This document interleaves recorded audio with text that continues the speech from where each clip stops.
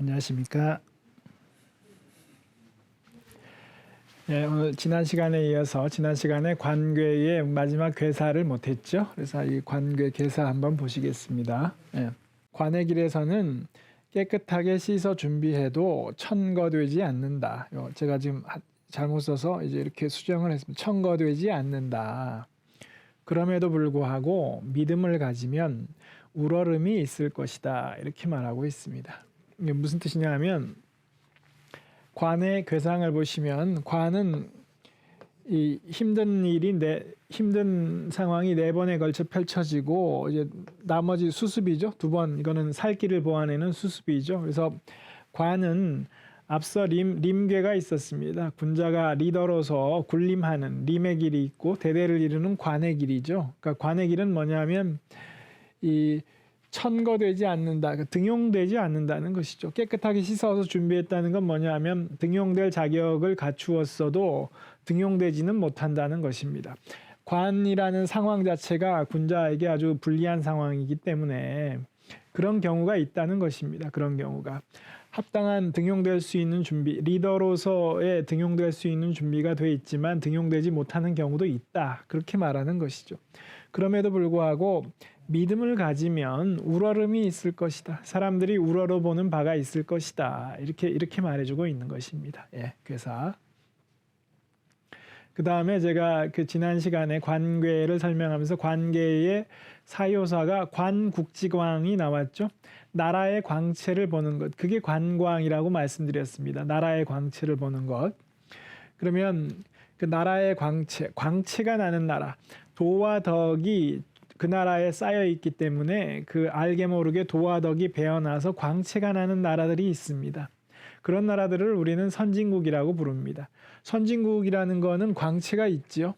저는 유심히 봤던 게 뭐냐면 몇 년 됐는데 우리나라에 유럽산 유모차가 유행한 적이 있습니다. 지금도 많이들 쓰고 있는데 유럽산 유모차, 북유럽의 여러 나라들에서 온 유모차들을 이 애 엄마들이 끌고 다니는 게 유행한 적이 있었는데 그 유모차 가격이 굉장히 비싸지요. 몇십만 원, 100만 원 넘는 것도 있는 걸로 들은 것 같은데요. 예. 그런 비싼 유모차를 왜 사냐? 그거는 유럽산이기 때문입니다. 유럽산. 아프리카산이면 그렇게 비싸게 주고 안 사겠죠. 그러면 유럽산을 왜 그렇게 유럽산이면 비싸도 되는데 비싸게 팔리는데 왜 그렇게 팔리냐? 아니면 명품이라는 게 있죠. 명품 화장품도 있고 명품 옷, 명품 가방 이런 게 있는데 그 명품 가방 옷들이 원가는 얼마 안 하겠죠. 근데 왜 그렇게 비싸게 주고 사느냐?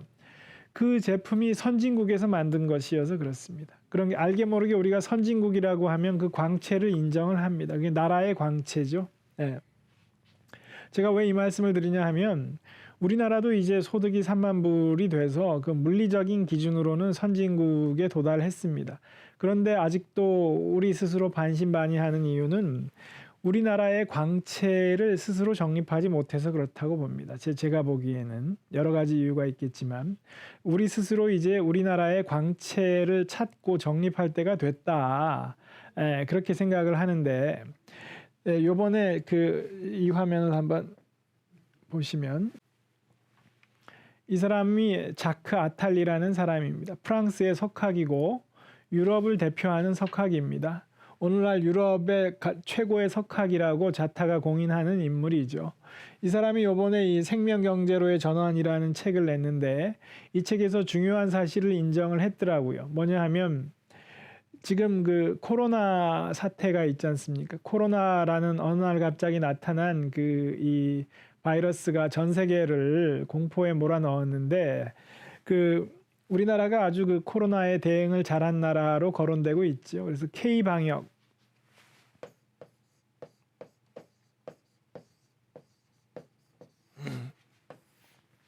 K방역이라고 이제 한류에 빗대어서 얘기할 정도로 우리나라가 코로나에 대응을 잘했는데 이 우리나라의 코로나 대응을 유럽에서 비판하는 기사들이 꽤 많이 나옵니다. 뭐냐 하면 한국이 코로나 대응을 잘한 비결은 유교 문화 때문이다. 유교 문화 때문이다. 예. 그런데 이거를 긍정적인 의미로 쓰지 않고 부정적인 의미로 씁니다. 유럽 언론들이 뭐냐면 유교 문화 전체주의적인 유교 문화 때문이다. 뭐 이런 식으로 쓴다는 것이죠. 예. 유교 문화 때문에 한국 사람들은 그 어떤 집단적인 통제에 순종을 한다. 이렇게 부정적인 의미로 쓴다는 것이죠. 예.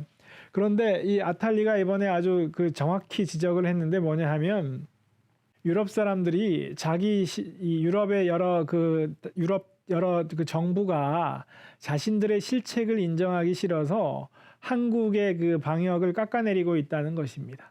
그거를 이 아탈리가 인정을 했더라고요. 그래서 제가 이 책이 그거 좀 눈여겨볼 만해서 책을 사서 봤는데 뭐냐면 아탈리 얘기는 뭐냐면 코로나가 처음 터졌을 때 한국처럼 대응했으면 초기에 빨리 대응을 했으면 우리나라처럼 이렇게 이 상황을 안정시킬 수 있었다는 것이죠. 근데 유럽이 그러지 못했죠.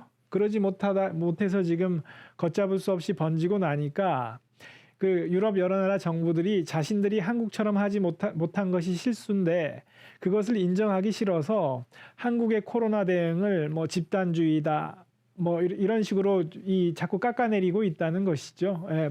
그래서 빨리 실수를 인정하고 해야 된다 이렇게 말하고 있습니다. 그리고 아탈리 얘기는 뭐냐면 유럽 여러 나라 정부들이 한국의 대응을 뭐 집단주의 때문이다 이런 식으로 깎아내리면서 사실은 지금은 너도 나도 한국을 따라하고 있다는 것이죠.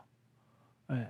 실제로 그렇습니다. 유럽이 하는 거 보면 뭐 집단주의적이다 뭐 이 사람들이 자유를 중요시하지 않기 때문에 저런다는 둥 마스크 쓸 필요 없다 뭐 여러 가지 얘기하다가 지금은 다 한국 따라서 이렇게 진단 검사하고 이동 경로 추적하고 그런 거 다 따라하고 있다는 것이죠. 예, 그래서 솔직하게 실수를 인정하지 않기 때문에 깎아내린다. 이거를 이 책에서 솔직하게 인정했더라고요. 예.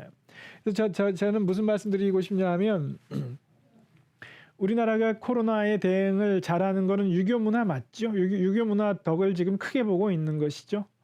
근데 그게 전혀 부정적인 것이 아니라는 것입니다. 예.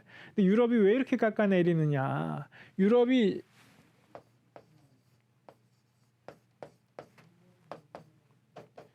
(19세기서부터) 줄곧 그랬습니다. (19세기의) 제국주의 시절이었죠. 유럽 여러 나라들이 이 산업화를 빨리 해서 그 무력을 갖추니까 이 동아시아 여러 나라를 침범해서 자기 식민지로 삼았지요. 예. 그때부터 유럽은 아시아를 깎아내리기 바빴습니다. 왜냐하면 아시아를 미개 열등한 나라로 깎아내려야 자기들의 지배가 정당화되기 때문에 예. 그때부터의 못된 습관이 지금까지 이어지는 거죠. 지금도 우리나라의 그 코로나 방역이 유럽보다 더 잘 되니까 인정하기 싫으니까 집단주의에 순응하기 때문이다. 이제 이런 식으로 몰아가는 거죠.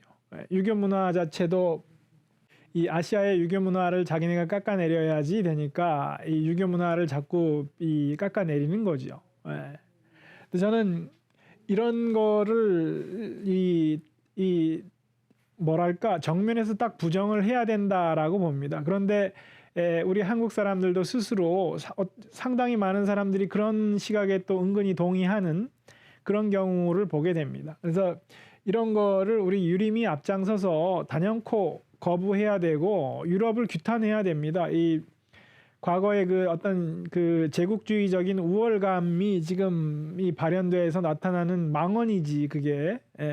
이런 망언이 나올 때 규탄을 하고 이렇게 분명하게 이거를 규탄을 해야 된다. 이런 생각입니다. 그래서 가령 그 외국인들이, 그러니까 외국인이라는 거는 이제 미국이나 서구, 구미죠, 구미. 구라파 유럽과 미국. 그러니까 이 미국이나 유럽이나 이쪽에서 온 서양인들이 우리나라 와서 놀래는 게 몇 가지 있는데 그 중에 하나가 한국은 왜 이렇게 경찰관들이 힘이 없냐? 경찰관이 왜 이렇게 힘이 무기력하냐? 뭐냐면 요새 그 미국 보면 그 경찰관들이 뻑하면 총 꺼내 들고 쏘지요. 아니면 몽둥이를 후려치거나. 유럽도 비슷합니다. 유럽도 지금 프랑스에서 그 경찰관들이 이 시위를 과잉 진압 이렇게 몽둥이로 패는 과잉 진압을 해서 문제가 되고 있거든요. 그래서 유럽이 미국보다는 상황이 좀 낫지만 유럽도 그 경찰관들이 그 공권력이 굉장히 강합니다. 예, 그래서 유럽이나 미국 사람들이 한국에 와서 놀라는 게 한국은 왜 이렇게 경찰관이 힘이 없냐는 거죠. 우리나라가 가령 길거리에 취객들이 싸움이 붙었다. 그때 경찰관이 출동한 모습을 한번 상상해 보시면 경찰관이 왔다고 해서 취객을 상대로 몽둥이를 꺼내서 때린다거나 권총을 꺼내 들고 꼼짝 마라라고 위협한다거나 그런 상상하기 어렵죠. 우리나라는 정말 그렇습니다. 경찰관, 유럽 이 구미 사람들의 시각으로 볼 때는 경찰관이 너무 힘이 없어 보인다는 것이죠. 예. 근데 그러면 왜 힘이 없느냐? 그거 한번 생각해 볼 필요가 있습니다. 예. 그거는 뭐냐 하면 그렇게 해도 통제가 되기 때문입니다. 예. 경찰관이 미국처럼 유럽처럼 몽둥이 꺼내 들고 이 패거나 총 꺼내 들고 위협하지 않아도 충분히 상황이 통제되기 때문에 그렇죠. 우리나라가 세계적으로 유럽이나 미국보다 훨씬 치안이 잘 유지되고 있지 않습니까? 예. 경찰관들이 그렇게 총 꺼내 들지 않아도 치안이 잘 유지되기 때문에 꺼내 들지 않는 것입니다. 예. 그러면 이거를 거꾸로 한국 사람들이 유교 문화에 길들여져 있어서 그 권력의 통제에 순응하기 때문이냐? 그렇지 않죠. 거꾸로 권력이 무지막지하게 총 꺼내 들거나 몽둥이 꺼내 들어서 통제하는 나라가 거꾸로 미국이나 유럽이죠. 예. 이거를 생각해 볼 필요가 있습니다. 공권력이 무지막지하게 이 폭력을 꺼내 드는 게 미국이나 유럽이지 우리나라가 아니죠. 우리나라는 그러지 않아도 이 알아서 질서가 유지되지요. 왜냐하면 우리 한국 사람들한테 유교 문화가 체화되어 있기 때문입니다. 그거는 아주 긍정적인 거고 좋은 거지요. 예, 깎아내릴 것이 아니고 경찰관이 그렇게 폭력을 쓰지 않아도 이 질서가 유지되고 살만한 나라가 유지되지 않습니까? 예, 그래서 좋은 것이고 또 예를 들면 유튜브에 그 서양 사람들이 한국은 신기한 나라다라고 이 동영상이 꽤 올라오는 것 지금도 유튜브 가면서 검색해 보면 나올 텐데 한국의 커피숍에 이 외국 유튜버가 일부러 실험을 하느라고 한국 커피숍에 이렇게 지갑을 두고 가는 겁니다. 예, 지갑을 두고 갔다가 몇 시간 뒤에 돌아와도 지갑이 테이블 위에 그대로 있다는 거죠. 예, 유튜브 가서 검색해 보면 나올 겁니다. 예. 그래서 이제 이게 신기하다는 거죠. 이 서양 같으면 진작에 없어졌을 텐데 한국에서는 커피숍에 지갑을 몇 시간을 둬도 없어지지 않는다는 것이죠. 이런 것 굉장히 훌륭한 거죠. 예, 이런 거를 유럽식으로 말하면 역시 이 유교의 집단주의에 순응하기 때문에 그런 것이냐? 그런 게 아니죠. 이 사람이면 마땅히 지켜야 될 도리를 알기 때문에 예, 그런 것이죠. 예, 그래서 뭐냐 하면 저는 우리나라의 아까 제가 이 나라의 광채를 얘기하느라고 지금 말씀드리는 건데 나라의 광채가 나는 나라가 선진국인데 저는 우리나라의 광채가 이미 나고 있다. 근데 우리 한국 사람 스스로 모르고 있다. 이런 생각입니다. 그러니까 가령 이 방탄소년단이 있죠. BTS가 보니까 어제 뉴스에도 보니까 신곡이 이번에 또 빌보드에서 1등을 했습니다. 근데 그것도 한국어 가사가 지난번에는 그 빌보드 1등을 노리고 영어 가사로 노래를 발매해서 1등을 했는데 이번에는 그 한국어 가사 노래가 또 1등을 했다고 합니다. 예. 그래서 이 BTS 같은 존재가 어떻게 가능하냐? 우리나라의 광채가 스스로 배어 나오는 광채가 없다면 불가능한 일이라고 봅니다. 예. 그래서 이 K-팝이라는 거죠. K-팝.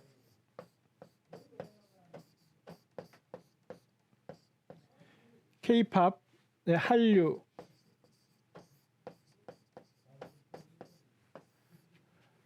한류라는 게 결국 문화의 힘인데 그 나라에 축적된 문화적 역량이 없다면 불가능한 거죠. 그래서 한류가 세계적인 인기를 끈다는 것은 우리나라에 축적된 문화적인 역량이 있다는 것입니다.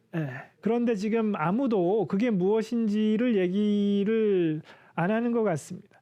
유림이 앞장서서 이 한류의 이 원동력이 무엇이냐, 그것은 유교 문화다, 이렇게 좀 주장해야 나가야 할 것 같습니다.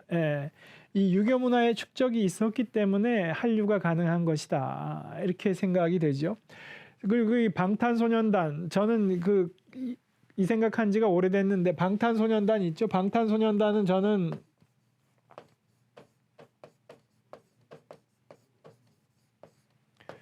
방탄소년단은 태극소년단이다 이렇게 생각합니다. 이 방탄소년단의 그 7멤버가 아주 이 태극의 문화를 아주 훌륭하게 구현해내고 있다. 예. 방탄소년단이 인기를 끄는 요소가 여러 개가 있을 텐데 그 중에서도 이 태극의 문화, 제가 태극기 한번 설명드린 적이 있는데 일장기와 견주, 대대의 철학이 태극의 철학이고 화이분류의 문화가 태극의 문화인데 그 화이분류, 이 조화를 이루되 자기 중심을 잃지 않는, 조화를 이루되 휩쓸리지 않는, 그 방탄소년단 7멤버들이 팀으로서 활동을 하죠. 팀의 조화를 해치지 않지요. 조화를 이루지만 한 명 한 명의 개성을 잃지 않습니다. 그 모습이 저는 매력의 핵심이라고 봅니다. 그 칼 같은 군무 자체는 그건 로봇한테 시키면 되죠. 근데 칼 같은 군무라는 조화를 이루면서도 자기의 개성을 잃지 않기 때문에 그 모습이 아주 매력적인 것이죠. 그래서 저는 이 친구들이 그 태극의 문화를 아주 멋지게 구현해냈다. 그것 때문에 선풍적인 인기를 얻는 것이다. 이렇게 생각하거든요. 그러니까 이런 한류의 저변이 이 유교다. 이런 이 생각을 좀 분명히 정립해야 되겠다. 그런 생각이고, 그렇게 되려면 유림이 앞장서서 무엇을 해야 되냐 하면 유교의 역사를 재정립해야 됩니다. 유교의 역사.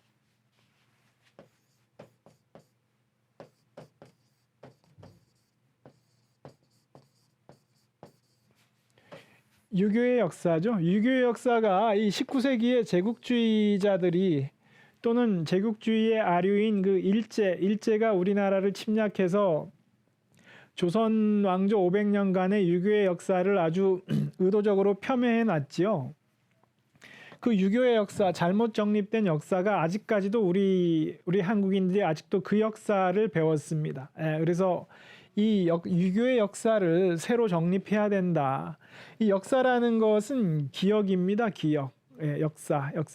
역사라는 게 객관적인 사실이다. 물론 객관적인 사실이었던 역사가 있겠죠. 그런데 오늘날 우리가 머릿속에 갖고 있는 유교의 역사는 객관적인 사실이 아니라 19세기에 잘못 주입된 것입니다. 잘못 주입된 기억을 지금 가지고 있는 것입니다. 이 유교의 역사에 대한 기억을 유림이 앞장서서 새로이 정립해야 된다. 그렇게 새로이 정립해서 자라나는 후세들한테 가르쳐야 된다고 생각합니다. 그렇게 해서 유교의 역사가 재정립이 됐을 때 그때 이제 이 우리나라의 이 정체성이 제대로 정립될 것이고, 그렇게 나라의 정체성, 한국인의 정체성이 제대로 정립됐을 때 나라의 광채가 살아날 것이라고 봅니다. 스스로 내가 누구인지 알아야 그 광채가 이렇게 자연스럽게 발산될 수 있겠죠. 지금 현재는 분명히 문화적인 그 축적이 돼 있는데 그게 알게 모르게 나오는데 그게 한류죠.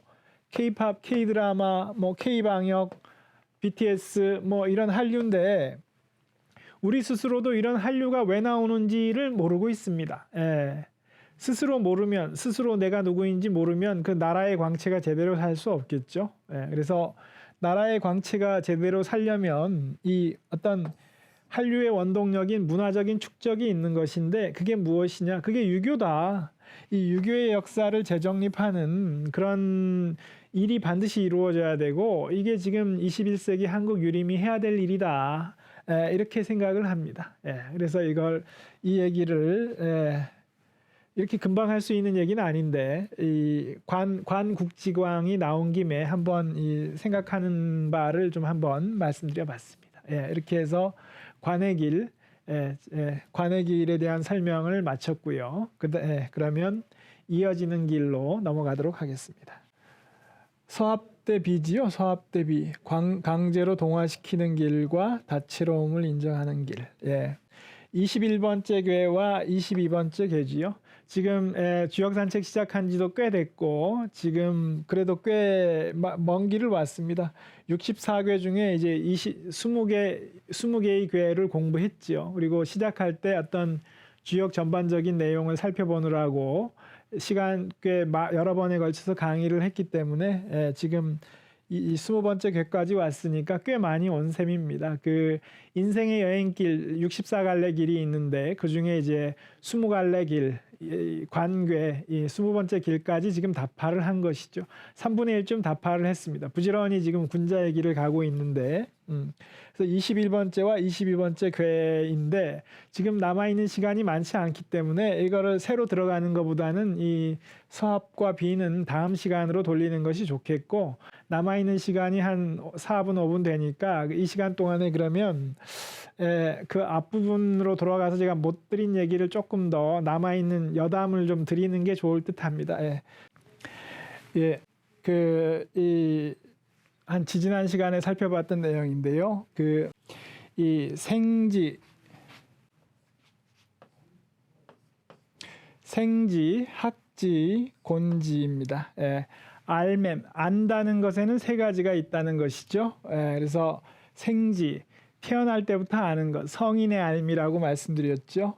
학지, 배워서 아는 것, 현인의 알미입니다. 그 다음에 곤지, 겪어보고 아는 것, 이게 군자의 알미라고 말씀드렸습니다. 이렇게 알매는 생지와 학지와 곤지가 있지만 결국 깨닫게 되면 같다. 이게 어떤 등급이나 우열이 아니다. 이제 이런 말씀드렸고요. 그 다음에 곤지, 이 군자의 알은 곤지일 것이다. 곤지일 텐데 그럼에도 불구하고 학지, 배우는 게 왜 중요하냐를 말씀드렸습니다. 왜냐하면 배우지 않으면 어떤 일을 겪고도 깨닫지 못하는 경우가 많습니다. 어떤 실패를 겪고 나서도 배워야지 내가 왜 실패했는지를 알지 겪었음에도 불구하고 정확히 왜 실패했는지 모르는 경우 많습니다. 그렇기 때문에 곤지, 겪어보고 나서라도 그 실패를 반복하지 않기 위해서는 배워야 한다. 이렇게 말씀드릴 수 있을 것 같습니다. 그러면 배운다는 것이 무엇인가? 뭐냐면 그 왕과 나라는 영화가 있는데 그 고전 명화인데 많이들 아시는지 모르겠네요. 왕과 나라는 영화가 있는데 그 왕과 나는 태국의 왕과 그 서양에서 온 그 여자 선교사 사이 둘의 얘기를 영화로 찍은 것이죠. 그 태국의 왕을 율브린너라는 그 유명한 배우가 연기를 해서 유명한데 그 왕과 나에서 그 인상적인 구절이 있는데 뭐냐면 태국은 열대의 나라죠. 그래서 태국에는 눈이 내리지 않습니다. 눈이 내리지 않는데 태국 왕인 율브린너가 이 영국 여성을 자기 왕자 태국의 왕자한테 서양식 교육을 시키고 싶어서 영국 여성을 가정교사로 초빙했고 영국 여성이 와서 태국의 왕자한테 눈이라는 것이 내린다. 하늘에서 겨울이 되면 태국에는 내리지 않지만 다른 나라에는 겨울이 되면 하늘에서 하얀 눈이 내린다. 이렇게 가르쳤는데 왕자가 뭐라고 했냐면 나는 못 믿겠다. 나는 보지도 못했는데 어떻게 눈이라는 게 존재한지를 믿느냐. 나는 보지 못했기 때문에 믿을 수 없다. 이렇게 얘기를 했습니다. 그랬더니 옆에 있던 왕이 왕자 보고 뭐라고 했냐 하면 너는 보고야 믿느냐.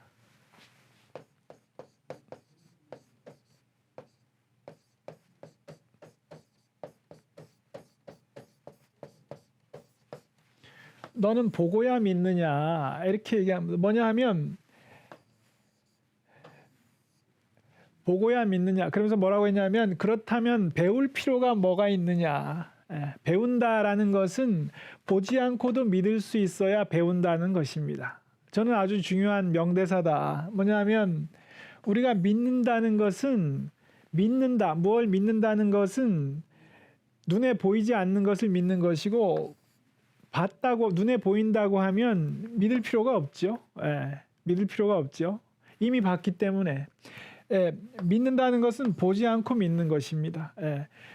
그래서 이 보지 않고 믿을 수 있을 때 배움이 가치가 있죠. 뭐냐면 이 세상이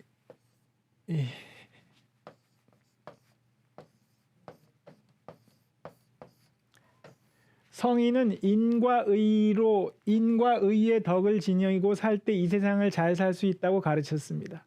그런데 인과 의를 믿고 살 때 잘 살 수 있는지를 나는 보고 나서 믿겠다.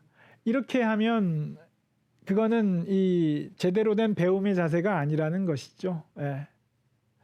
이게 좀 얘기하다 보니까 얘기가 길어지네요. 지금 이 시간이 다 돼서 더는 설명 못 드리겠고, 이 다음 시간에 도입부에 조금 더 설명을 드리겠습니다. 오늘 시간이 다 돼서 좀 미진한 대로 마치고 다음 시간에 이어서 설명을 드리도록 하겠습니다. 예, 오늘 여기까지 들어주신 분들께 감사드립니다. 감사합니다.